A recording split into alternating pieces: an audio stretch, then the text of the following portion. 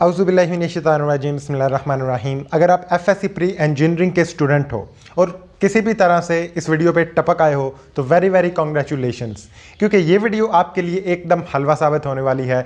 इसमें मैं different sources से ली गई इन्फॉर्मेशन आपको बताऊंगा और बहुत सारे लोगों का मानना है कि इंजीनियरिंग करके एफएससी प्री इंजीनियरिंग करके सिर्फ इंजीनियरिंग डिपार्टमेंट की तरफ ही जाया जा सकता है, लेकिन ऐसी बात नहीं है। आप लोग बहुत सारी डिपार्टमेंट्स में जा सकते हो और सारे डिपार्टमेंट्स की जो समरी है, जो टॉप में डिपार्टमेंट्स आते हैं उनमें मैं आपको बताऊंगा। और इस वीडियो को मैंने 3 हिस्सों में डिवाइड किया हुआ है। पहले सेगमेंट में मैं इंजीनियरिंग के 3 डिपार्टमेंट, आपको टॉप 3 डिपार्टमेंट्स बताऊंगा। उसके बाद अगर आपको टीचिंग में इंटरेस्ट है तो कौन सी ऐसे करियर ऑप्शंस हैं जो आपको चूज़ करनी चाहिए, कौन सी फील्ड चूज़ करनी चाहिए ताकि आपको टीचिंग में अच्छा करियर मिल सके। और जो तीसरा पार्ट होगा उसमें मैं आपको डिपार्टमेंट्स टॉप बताऊंगा अदर देन इंजीनियरिंग, जो टेक्नोलॉजी के डिपार्टमेंट है आज की डेट में उनका स्कोप है। जो मैं आपको डिपार्टमेंट्स बताऊंगा उनका मेरिट क्या है, आपको कितने मार्क्स चाहिए एफएससी में, कितने मार्क्स चाहिए ई कैट में, तो आपका एडमिशन होगा। और उसके बाद जब आप वो प्रैक्टिकल कर लोगे डिग्री, तो आपको जॉब कहाँ पे मिलेगी। तो ये सारी चीज़ें आज मैं इस वीडियो में बताने वाला हूँ। तो इससे पहले कि हम वीडियो को शुरू करें, आप वीडियो को लाइक कर दो, चैनल को सब्सक्राइब कर दो, बेल आइकन को दबाओ ताकि इस तरह की जो इन्फॉर्मेशन वीडियोज़ हैं वो आप तक पहुँच जाए।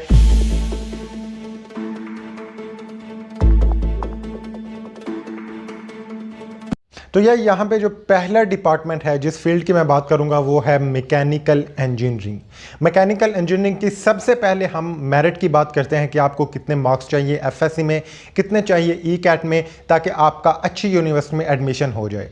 तो यार अगर आपके एफएससी में मार्क्स आ जाते हैं तकरीबन 950, 940 या 950, और जो ई कैट है उसमें आपके मार्क्स आ जाते हैं 250 या 240, तो फिर आपका एडमिशन हो सकता है यूईटी लाहौर में। UET Lahore top engineering university में एक समझी जाती है। लेकिन अगर आपके मार्क्स थोड़े कम भी आ जाएं तो घबराने की ज़रूरत नहीं है, क्योंकि इसी यूनिवर्सिटी का एक कैंपस है टैक्सला में, वहाँ पे आपका एडमिशन हो जाएगा। अगर आपके 950, 915, 910 या इतने मार्क्स आते हैं एफएससी में और ई कैट में आप ले लेते हो 210 या 215, इतने मार्क्स आप ले लेते हो, तो कंपैरेटिवली मार्क्स कम है, ज़्यादा इतना फ़र्क नहीं है, बट कंपैरेटिवली इसका मेरिट कम होता है। लेकिन अगर आपका एडमिशन वहाँ पे भी नहीं होता तो फिर भी घबराने की ज़रूरत नहीं है, क्योंकि और भी बहुत सारी यूनिवर्सिटीज़ हैं जो आपको ले लेंगी। और अगर आपका गवर्नमेंट में नहीं बनता तो इवन प्राइवेट भी आप कर सकते हो। तो यार यहाँ पे अब मैं बात थोड़ी करूँगा जॉब की, कि आपने वो जो इंजीनियरिंग का कोर्स है, मैकेनिकल इंजीनियरिंग कर लिया है, आपके पास डिग्री आ गई है, आपका एडमिशन भी हो गया, आपने पढ़ लिया, आपके पास डिग्री आ गई, तो उसके बाद आप जॉब कहाँ पे करोगे, आपका स्कोप कहाँ कहाँ पे होगा। तो यार मैकेनिकल टॉप फील्ड्स में शामिल है, इसीलिए तो मैंने सबसे पहले इस वीडियो में रखा है। तो जहाँ पे भी मशीनरी बन रही है उस इंडस्ट्री में इसकी जॉब है, और बहुत अच्छे लेवल पे सब इंजीनियर्स भी होते हैं जो डिप्लोमा वगैरह करके जाते हैं मैट्रिक के बाद, उनकी भी जॉब्स हो जाती हैं, वो एज अ सब इंजीनियर जाते हैं। लेकिन अगर आपने मैकेनिकल इंजीनियरिंग एफएससी के बाद किया है तो आप इंजीनियर जाओगे और उनकी अच्छी खासी पे होती है। पहले नंबर पे जो ऑटोमोबाइल्स की इंडस्ट्री है वो आती है, जिसमें ये गाड़ियाँ वगैरह बनती हैं या ये मोटर बाइक्स बनती हैं, इस तरह की जो मैकेनिकल वर्क करने वाली चीज़ें बनती हैं, उनकी जो इंडस्ट्रीज़ लगी हुई हैं उनमें मैकेनिकल इंजीनियर लाजमी होता है, और वहाँ भी उनकी अच्छी खासी सैलरी होती है। और उसके बाद हमारे पास आती है कंस्ट्रक्शन इंडस्ट्री, जो बिल्डिंग्स वगैरह बनाती हैं या इसमें जो चीज़ें यूज़ होती हैं, मैकेनिकल चीज़ें यूज़ होती हैं उनकी फॉर्मेशन के लिए, उनका जो डिपार्टमेंट है वहाँ पे भी इनकी जॉब्स होती हैं। इलेक्ट्रॉनिक्स इंडस्ट्री, उसमें भी मैकेनिकल इंजीनियर की जॉब होती है। इसके साथ साथ जो डिफेंस का डिपार्टमेंट है जहाँ पे वेपन्स वगैरह बनते हैं उसमें भी मैकेनिकल इंजीनियर जा सकता है। इसका स्कोप यहाँ पे ख़त्म नहीं होता, आप लोग मेडिकल की फील्ड में भी अपनी कंट्रीब्यूशन दे सकते हो, क्योंकि आज मेडिकल फील्ड में जो डिफरेंट इंस्ट्रूमेंट्स यूज़ होते हैं, एमआरआई की मशीन है, एक्सरे की मशीन है, या डिफरेंट जो इंस्ट्रूमेंट्स यूज़ होते हैं भी डिजीज़ को डायग्नोज करने के लिए, उसकी फॉर्मेशन जिस इंडस्ट्री में होती है उस इंस्ट्रूमेंट की, वहाँ पे भी आपकी जॉब हो सकती है। तो यार दूसरे नंबर पे जो मैं आपको इंजीनियरिंग की फील्ड बताना चाहता हूँ वो है इलेक्ट्रिकल इंजीनियरिंग। इलेक्ट्रिकल इंजीनियरिंग का सबसे पहले मेरिट देख लेते हैं, क्योंकि किसी भी स्कोप से पहले वहाँ पे एडमिशन लेना होता है, तो एडमिशन का प्रोसीजर ही पहले हम देखते हैं। तो आपको जनाब एफएससी में और जो ई कैट है उसका एग्रीग्रेड तकरीबन अगर आपका 75% टू 84% इतना बन रहा है, तो फिर आप उम्मीद से रहिए कि आपका एडमिशन किसी अच्छी गवर्नमेंट यूनी में हो जाएगा। अगर आपका इसमें है, इतने मार्क्स आपके आ गए हैं, एग्रीगेट बन गया है, तो आपका यूईटी लाहौर में भी हो सकता है। अगर वहाँ पे ना हो, जो जैसा कि मैं पहले बता चुका हूँ, तो फिर आपको यूईटी टेक्सला में अप्लाई करना चाहिए। और अगर वहाँ पे भी नहीं होता तो फिर आपको अपनी यूनिवर्सिटी यानी कि हमारी यूनिवर्सिटी ऑफ गुजरात में भी अप्लाई कर सकते हैं। अगर आपके मार्क्स कम हैं, इतने कम है कि आपके मार्क्स तकरीबन एग्रीगेट जो है वो आपका 68-67% इतना आता है, तो फिर आप यूनिवर्सिटी ऑफ गुजरात में अप्लाई कर सकते हो। वहाँ पे आपका मेरिट बन जाएगा इलेक्ट्रिकल इंजीनियरिंग का। तो अब इसकी ज़रा हम स्कोप की बात करते हैं। आपके पास इलेक्ट्रिकल इंजीनियरिंग की डिग्री आ चुकी है, तो जो सबसे पहली इंडस्ट्री आंखें खोल के फोकस करके आपको देख रही है वो है इलेक्ट्रॉनिक्स, क्योंकि इलेक्ट्रिकल इंजीनियरिंग और इलेक्ट्रॉनिक्स एक बहुत ही इनका डायरेक्ट कम्बिनेशन है। जिस इंडस्ट्री में भी इलेक्ट्रॉनिक्स यानी कि इलेक्ट्रिसिटी से कुछ भी बन रहा है, कुछ भी वहाँ पे प्रोसेस हो रहा है, वहाँ पे इलेक्ट्रिकल इंजीनियर की ज़रूरत होती है। और ऐसा भी नहीं होता कि एक इंडस्ट्री में सिर्फ एक इलेक्ट्रिकल इंजीनियरिंग की ज़रूरत है, वहाँ पे मैकेनिकल इंजीनियरिंग की जॉब नहीं हो सकती। ऐसा बिल्कुल नहीं है। एक पूरी इंडस्ट्री है, उसमें इलेक्ट्रिकल इंजीनियर भी होता है, उसकी अलग जॉब होती है, मैकेनिकल इंजीनियर भी होता है, उसकी अलग जॉब होती है। तो आप ये कन्फ्यूजन हटा दो कि इसमें अगर मैकेनिकल वाला जा सकता तो इलेक्ट्रिकल वाला नहीं जा सकता, ऐसी बात नहीं है। लेकिन कुछ थोड़ी बहुत स्पेसिफिक भी होती हैं। अब जहाँ पे जिस तरह इलेक्ट्रॉनिक्स का काम है, वहाँ पे तो इलेक्ट्रिकल इंजीनियर ही आएगा ना। और इसी तरह जो कंप्यूटर मैन्युफैक्चरिंग इंडस्ट्रीज़ हैं, वहाँ पे इलेक्ट्रिकल इंजीनियरिंग की जॉब होती है। जहाँ पे मोबाइल्स वगैरह बनते हैं, इनके हार्डवेयर्स वगैरह बनते हैं, वहाँ पे इनकी जॉब्स होती हैं इलेक्ट्रिकल इंजीनियरिंग की। और उसके बाद टेलीकॉम का एक शोबा है। खैर अब तो टेलीकॉम ज़रा डिक्रीज़ हो गया है, इसकी इंडस्ट्री ज़रा कम हो गई है, लेकिन अच्छी खासी डिमांड है इलेक्ट्रिकल इंजीनियर की पाकिस्तान में भी। और तो यार जो तीसरी हमारी फील्ड है जिसके बारे में मैं आपको बताऊंगा वो है केमिकल इंजीनियरिंग। जो केमिकल इंजीनियरिंग है उसके सबसे पहले हम मेरिट की बात कर लेते हैं कि आपके कितने मार्क्स वगैरह होंगे तो आपका यूनिवर्सिटी में एडमिशन हो जाएगा।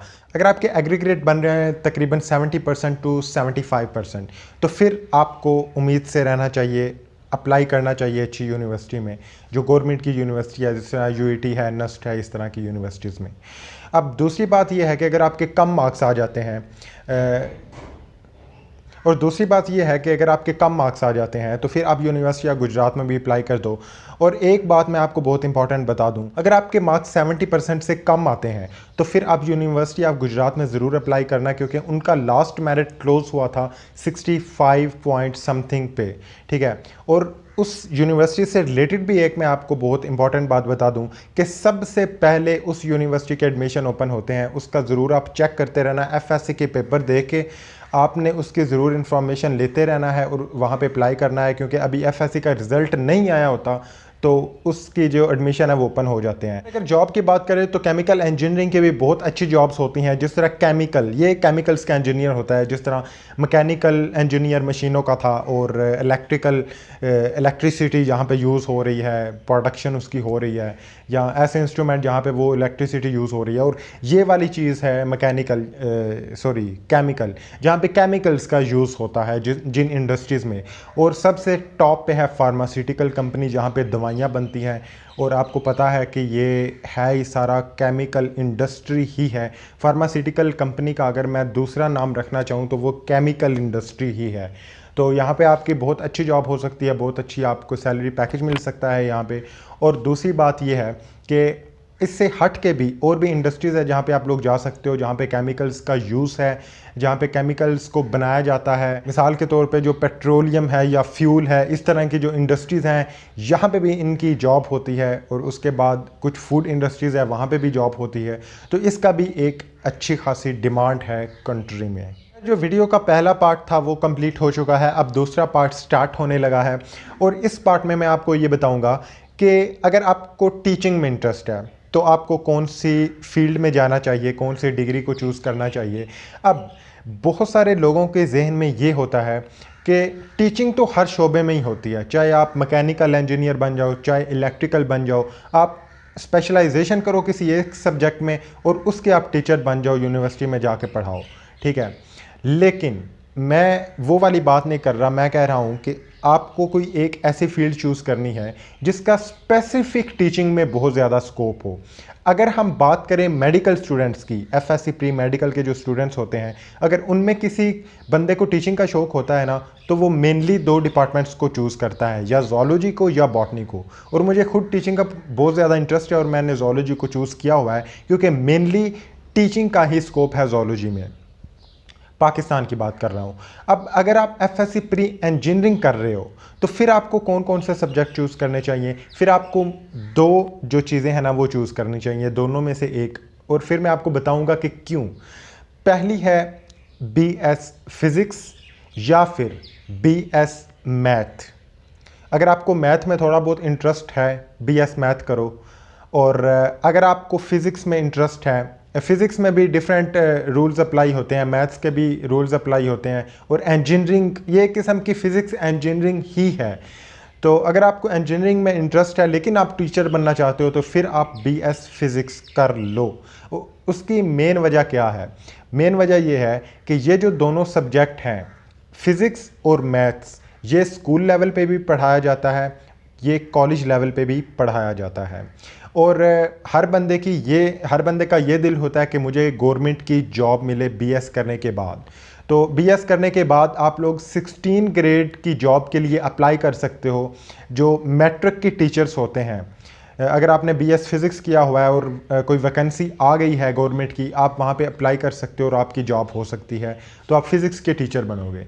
और अगर आपने मैथ्स किया हुआ है तो फिर आप मैथ के टीचर बनोगे। अब इसमें टीचिंग की अपॉर्चुनिटीज़ बहुत ज़्यादा हैं। फील्ड की तो है ही, जो दूसरी इंडस्ट्री है उसकी तो है, लेकिन टीचिंग की बहुत ज़्यादा है।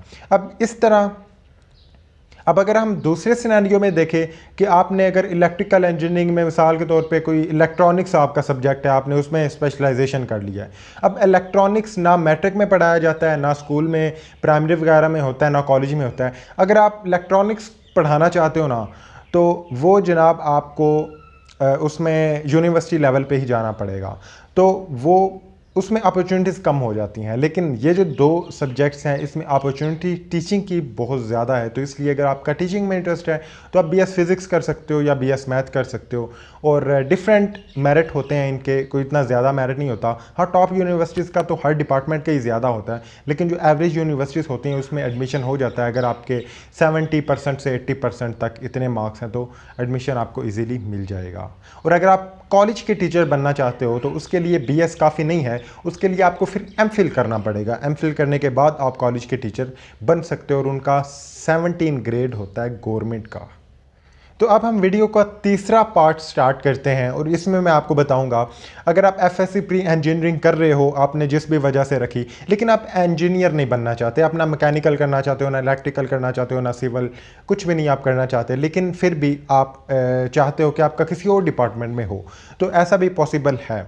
आप इंजीनियरिंग से डेविएट भी कर सकते हो। और इसमें जो दूसरा डिपार्टमेंट है वो है कंप्यूटर का। कंप्यूटर मतलब सिर्फ वो नहीं जिसमें हम बैठ के गेम्स वगैरह खेलते हैं, बल्कि एक आईटी का डिपार्टमेंट है, इंफॉर्मेशन टेक्नोलॉजी। दूसरा कंप्यूटर साइंस का डिपार्टमेंट है और सॉफ्टवेयर इंजीनियरिंग का डिपार्टमेंट है। आप इन तीनों डिपार्टमेंट्स में जा सकते हो और इन तीनों डिपार्टमेंट्स की डिटेल मैं आपको नहीं बताऊंगा क्योंकि वीडियो फिर बहुत ज़्यादा ये वाला लंबा हो जाएगा। और ये क्यों नहीं बताऊंगा, इसलिए कि ये वीडियो लंबा हो जाएगा। क्यों मैं आपको नई इन्फॉर्मेशन इतनी ज़्यादा दूंगा, इन बारे में डिटेल नहीं बताऊंगा, क्योंकि पहला तो ये वीडियो लंबी हो जाएगी और दूसरी मैंने इस पे वीडियो ऑलरेडी बनाई हुई है। मैं इन आईटी, कंप्यूटर साइंस और सॉफ्टवेयर इंजीनियरिंग पे ऑलरेडी वीडियो बना चुका हूँ। मैं उसका लिंक आपको डिस्क्रिप्शन बॉक्स में दे दूँगा। आपने डिस्क्रिप्शन बॉक्स को ओपन करना है और जहाँ पे लिखा होगा scope of IT and CS types of jobs, इस तरह कुछ टाइटल मैंने रखा हुआ है, मेरे ज़हन में नहीं है, तो वहाँ से आप लोग मेरी वीडियो वो लाजमी देख लेना ताकि आपको पता चल सके कि इंजीनियरिंग से हट के आप लोग आईटी में भी जा सकते हो और क्या क्या जॉब्स होंगी आपकी, और सीएस में जा सकते हो, सॉफ्टवेयर इंजीनियरिंग में जा सकते हो और क्या क्या आप लोग वहाँ पर अपने कमाल कर सकते हो। और उसके बाद अगर आप यहाँ पे भी नहीं जाना चाहते तो आप बिज़नेस में जा सकते हो, आप लोग बीबीए कर सकते हो। अगर आपको बिज़नेस में इंटरेस्ट है, अगर आपको एंटरप्रेन्योरशिप में इंटरेस्ट है तो आप बीबीए कर सकते हो। बिज़नेस, खुद का बिज़नेस बनाना चाहते हो, खड़ा करना चाहते हो, तो आप लोग बीबीए कर सकते हो। बिज़नेस में इंटरेस्ट है तो वो कर सकते हो। और अगर आपको खेलने कूदने का इंटरेस्ट है, गेम्स में ज़्यादा आप लोग इंटरेस्टेड हो, तो फिर आप फिज़िकल एजुकेशन में जाओ।